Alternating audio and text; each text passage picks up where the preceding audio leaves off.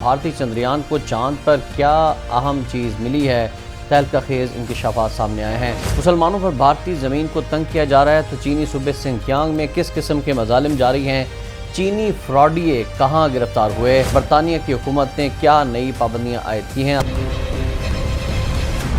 भारतीय चंद्रयान को चांद पर क्या अहम चीज़ मिली है, तहलका खेज इंकशाफात सामने आए हैं।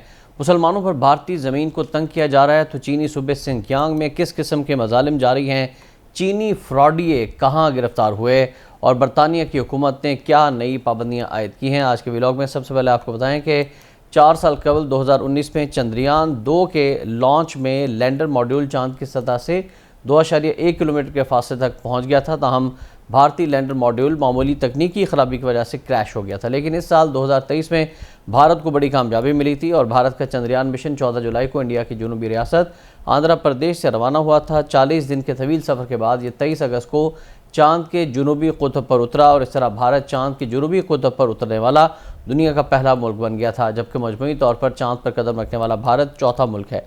इंडिया की खलाई एजेंसी इसरो का कहना है कि चंद्रयान 3 के रोवर ने चांद पर मुंजमद पानी की तलाश के दौरान कुतुब जनूबी हिस्से के करीब सल्फ़र और दीगर कई अनासिर की मौजूदगी की तस्दीक की है।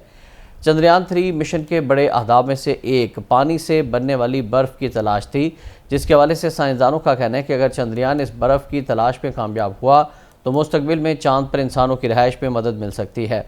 Indian space research organisation ISRO ने अपनी वेबसाइट पर एक पोस्ट में कहा है कि मून रोवर के लेज़र से चलने वाले स्पेक्ट्रोस्कोप आले ने चांद की सतह पर aluminium, iron, calcium, chromium, titanium, manganese, oxygen और सिलिकॉन का भी पता लगा लिया है। और ये रोवर बगैर ड्राइवर के गाड़ी की तरह होता है जो चांद की सतह पर मौजूद मवाद और ज़लज़ले की सरगर्मी के बारे में मालूमात का जायज़ा लेने के लिए बनाया गया। इसरो ने चंद्रयान 3 के रोवर से आइंदा 14 दिनों में तजुर्बात करने की तवक्को ज़ाहिर की है और रोवर ने वाज़ेह तौर पर सल्फ़र की मौजूदगी की तस्दीक की है और ये मुंजमद पानी को भी तलाश कर रहा है। इसरो के चेयरमैन एस सोमनाथ का कहना था कि रोवर चांद के माहौल और ज़लज़ले की सरगर्मियों का भी मुताला करेगा और इंडिया की जानिब से चांद के लिए रवाना किया जाने वाला चंद्रयान 3 मिशन बुध को चांद के जनूबी हिस्से पर उतरा था। ये बहुत बड़ी कामयाबी है और इससे आइंदा आने वाले दिनों में साइंस की तरक्की के हवाले से और चांद पर पानी की तलाश के हवाले से अहम मालूमात दुनिया को मिलने जा रही है। नाज़रीन, भारत चांद पर तो पहुंच गया, लेकिन इसके बावजूद भी अखलाकियात के चांद पर ना पहुंच सका, बल्कि अखलाकियात की पस्तियों को छू रहा है। इंडियन रियासत हरियाणा के इलाके गुरुग्राम गुड़गांव में मुसलमानों की अक्सरियती कच्ची आबादी में धमकी आमेज़ पोस्टर्स मंजराम पर आए हैं, जिनमें लोगों को घर खाली करने का कहा जा रहा है। गुरुग्राम के सेक्टर 69A में लगाए गए पोस्टर्स में लिखा गया है कि कच्ची आबादियों में रहने वाले मुसलमान अपने घर 28 अगस्त तक खाली कर दें, वरना उनको संगीन नताइज भुगतना होंगे। और इन पोस्टर्स पर दर्ज तहरीर में कहा गया है कि अगर आप अपनी इज्जत बचाना चाहते हैं तो 2 दिनों में मुसलमान ये घर खाली कर दें। पोस्टर्स के मंजर-ए-आम पर आने के बाद पुलिस ने नामालूम अफराद के खिलाफ मुकदमा भी दर्ज कर लिया है और बताया गया पुलिस की जानिब से कि पोस्टर्स हटा दिए गए हैं और वहाँ मौजूद कुछ कच्ची आबादियाँ जो हैं वो गैर कानूनी हैं। गुरुग्राम पिछले कई हफ्तों में ख़बरों की ज़िन्नत बना हुआ है, जिसकी वजह हिंदू मुस्लिम फसादात बने थे और इन फसादात में एक मस्जिद को शहीद किया गया था, जिसमें नायब अमाम भी शहीद हो गए थे। इलाके में रहने वाले खातून का धमकी अमेज़ पोस्टर्स के हवाले से कहना था कि हम अपने बच्चों को लेकर ज़्यादा डरे हुए हैं, जब मैं और मेरे शौहर काम पर जाते हैं तो बच्चे घर में अकेले होते हैं। उन्होंने मज़ीद कहा कि यहाँ फसादात का आगाज़ हुआ तो हम अपने गांव चले गए थे और अब ये पोस्टर सामने आ गए, हम खौफज़दा हैं। हम यहाँ पर बरसों से रहने वाली मुस्लिम कम्युनिटी हैं, मुस्लिम आबादी हैं।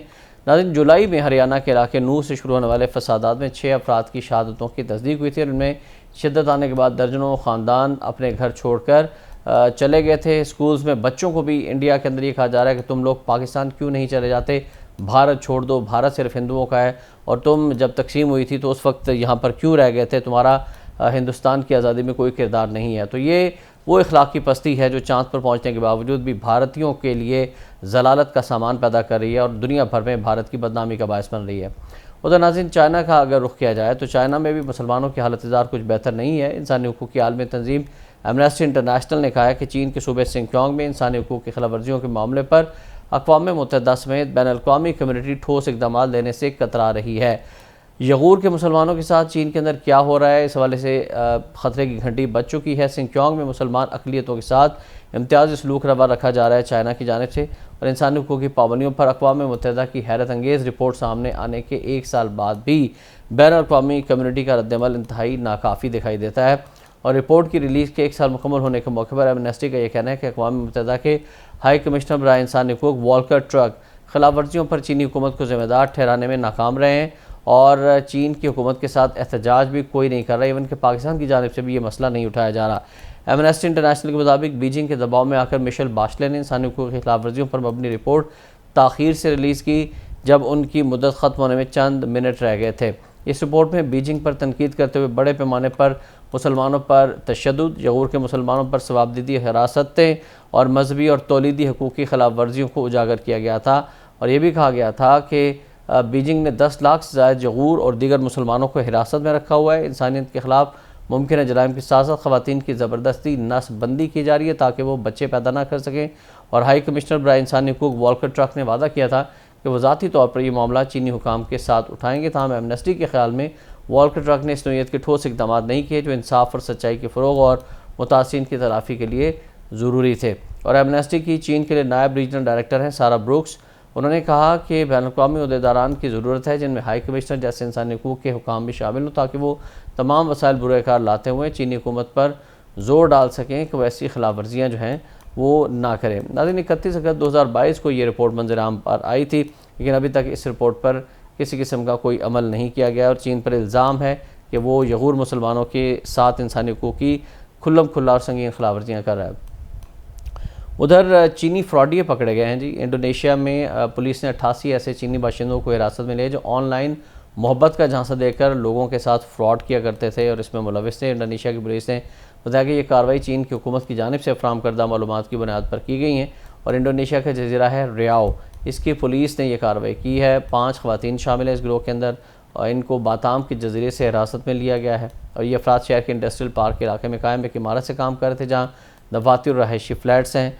और पुलिस सरबराह के मुताबिक कि टेलीफोन के ज़रिए फ़्रॉड और ऑनलाइन मोहब्बत का झांसा देकर मुख्तलिफ शहरों से लोगों को लूटते थे और ज़्यादातर इन्होंने अपने ही चीनी बाशिंदों को, हमवतनों को लूटा था और ये लोग इंसानी नफ्सियात और एहसासात के साथ खेलते हुए माली फ़ायदा हासिल करते थे। मज़ीद तहकीकात भी इनसे शुरू कर दी गई, इस गैंग को पकड़ लिया गया है।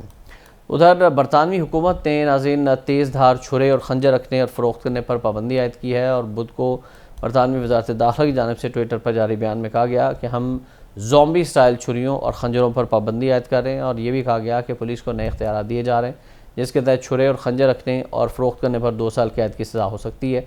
और बरतानवी वज़ीर दाखिला ने अपने बयान में ख़बरदार किया है कि अगर आप इंसानी जानों के साथ खेलेंगे, उन्हें धमकाएँगे तो याद रखें कि सज़ा 2 साल से ज़्यादा भी हो सकती है। बरतानवी हुकूमत की जानिब से ये पाबंदी इसलिए लगाई जा रही है कि जराइम में कमी लाई जाए और वहाँ पर अक्सर जो वारदातें हो रही थी ज़ॉम्बी स्टाइल्स की, जो छुरियाँ और चाकू के साथ हमले किए जा रहे थे तारकीन वतन के ऊपर, इस पर काबू पाने के लिए इक़दाम किए गए हैं ताकि बरतानिया के अंदर अमन कायम हो सके। आज के व्लॉग से फिलहाल इतना ही। अच्छा, प्रवान को इजाज़त दीजिएगा। अल्लाह हाफ़िज़।